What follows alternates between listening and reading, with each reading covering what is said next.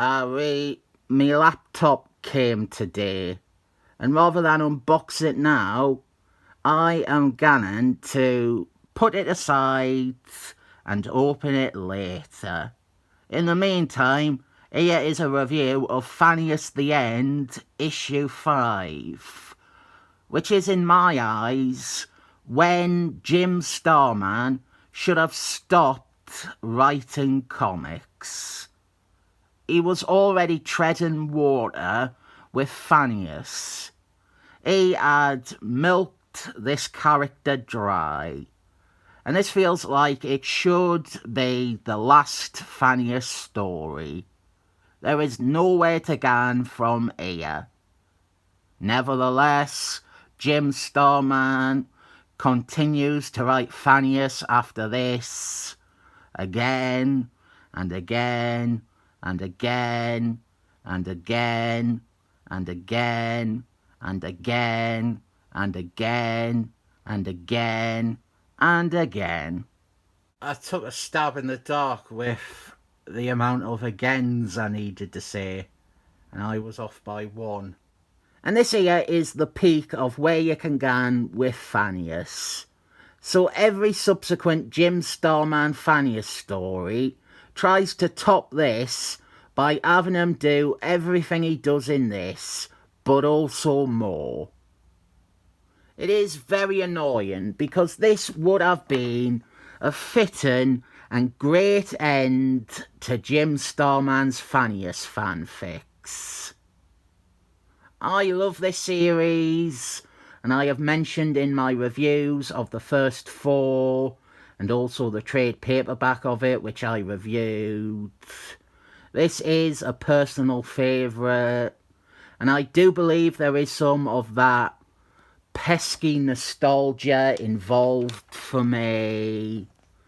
Recapping the story up to this point is useless, because like all of Jim Starman's Thanos stories, it shifts gears 70% in and abandons any notion of it being a story about Marvel heroes, and it becomes only a story about Thanos and maybe Alan Watson.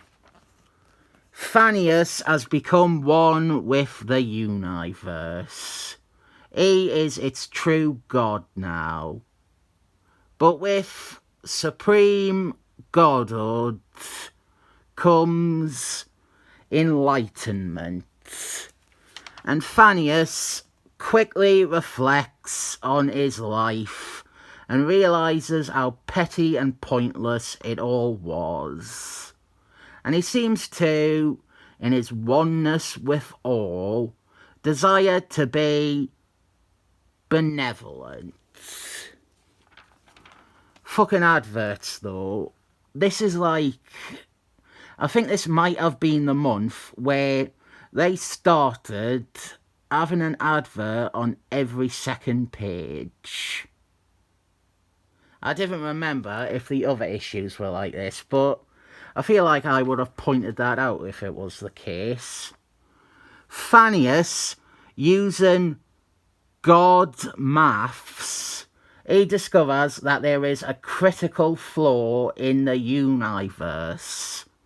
And not just that the delivery of my new laptop was 10 days late. There are bigger problems than that. There is a cancer rotting away at the Marvel universe, and it involves Lady Death. As I said, the various subplots and characters from issues 1 through 4 are dropped. The Defenders, Mr. Doom, the Fat Oreo, they are all done. Very disappointing to see none of that really pay off. But one that does carry across, albeit in the briefest way possible, is 4. 4 went to the big cosmic entities to petition for their involvement in resolving the crisis with the Fat Oreo and Thanos. And now Thor is ready to face God Thanius. He calls upon the greatest heroes of Earth to stand beside him. The greatest heroes of Earth, like Baron Zero. In many ways, this is an art book, and you will see the extent of that by the end. There are a lot of splash pages, and I appreciate the art. And not only because we get to see Wonder Man in his original costume. Thanius has learnt that the problem with the universe, a problem that will eventually result in the universe stagnating and dying, is that death doesn't matter anymore. There is an endless cycle of resurrections, and it has gotten to the point where the balance between life and death has massively tipped in favour of life. Where's the best place to try and open it?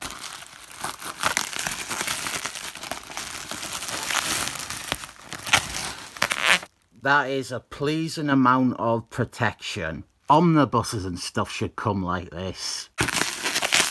I am sure there is a better way to get it out than just tearing into it, but I am an animal. This isn't a sponsored video. I might save these. These are pretty good for soundproofing. Ooh, it's in like a cloth. So there is my new laptop. Pretty similar to the last one. Bunch of documentation, manuals and stuff like that. Oh no, the screen fell off again. This time it has got 360. I learned from my experiences. I just want to say, over the last few days, I have not been ignoring your comments. The YouTube app on the phone isn't very good for showing all the comments. Whereas on a computer, on a browser, it does show them all. I intend to reply tonight or tomorrow when I get this set up. I am keeping this cloth though. Definite potential here for my channel. Ooh, it is the ghost of Warren Fallis's career. I got so excited by the prospect of having a ghost character on this channel that I almost threw out the plug and the adapter. Thanius, disconcerted about the hopelessness of the universe's fate, takes a moment out to be human again and reflect and contemplate things. He also believes that the previous God with a capital J, the real God, Jesus' dad, he was pulling a mean joke on Thanius by relinquishing the role of Supreme One, with it set up to be a helpless fate that Thanius has to oversee. Here, Thanius returns to the planet that he has a fondness for, the one that he retired to at the end of Infinity Gauntlets. And he is approached by eternity. We have a standard Thanius pissing match, but I didn't mind it much here because, in my mind, this is the end of it. Eternity and the other cosmic powers wish Thanius to vacate his station and give up the power that they feel he doesn't deserve and will abuse. Eternity and the others actually are unaware of the rot in the universal design that Thanius has discovered. I didn't mind this scene though, and eternity destroys the planet in a bid to destroy Thanos. But then Thanos, who is now massively beyond eternity in terms of power, easily deals with them and does away with them. He doesn't kill them because we see him again next issue. But now, to quote Thanos, we hear from the top of the food chain, the Tribunal. And prepare yourself for some glorious art porn. Double splash page of Jim Starman throwing everything but also the kitchen sink at Thanos. Almost every Marvel hero rushing in to fight Thanos. And if you are getting aggravated that your favourite one isn't there, this is only one half of this. Thanos is looking to his left here. The next 2 pages show the other side. Here we have the Excellent Men, Fantastic Force, Thunderbolts, New Warriors, Alpha Strike and a few other assorted characters, super villains and cosmic entities. I have said in other videos, Jim Starman's art is imperfect. He is not the best penciler ever. But with this, he has just gone, fuck it, there is no reason I cannot try and do something all by myself. Here is the second piece, and I do prefer this one. I think it is a better composed image, with Thanos in the centre, facing them, rather than the profile shot at the side we had on the last page. This here is mostly Avengers characters or associates. There are 2 Easter eggs on here, and I will not show them. You have to get this issue and find them yourself. But among these characters are Jim Starman's Kid Cosmos and Wired, Words. I spent days poring over these pages when I was younger and trying to identify every single character and thinking in my head what must be ganning through their minds, and little scenes and stories that presumably happened off panel. Like you have members of Thunderbolts on the previous page. And for that team, some of the characters involved, this is their most heroic moment, joining this fight. And you have ones like Black Cat on this page, or Captain Stingray, who must know that they are just lining up to die.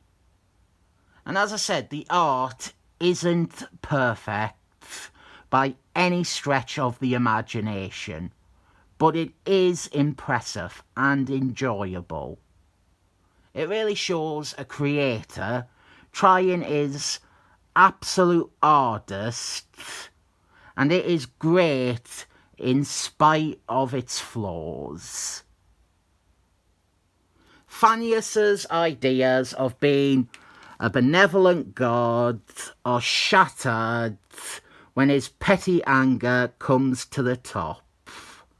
He is bitter at the assembled masses of heroes who would oppose his divine rule when he is legitimately desiring to avert the death of existence. You all know where I stand on this one. I mean, I made an hour-long video debunking Tom Beavort's claims that it is not canon. Not a very good video, but I wanted to do it because he is a disrespectful waste of space. Whereas this comic, on the other hand, Is a 7 thumbs up affair.